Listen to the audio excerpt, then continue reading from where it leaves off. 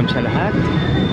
Kaibigan, balikan po natin ang nasa awit 34:11 sa English version. Come, children, and I will teach you to fear the Lord. Sa Tagalog version, halika mga kaibigan, at tuturuan ko kayo na si Yahweh dapat sundin. Ang napakaganda mga kaibigan pag yan pong ating ma-search, ma-copy-paste, at saka ma-send.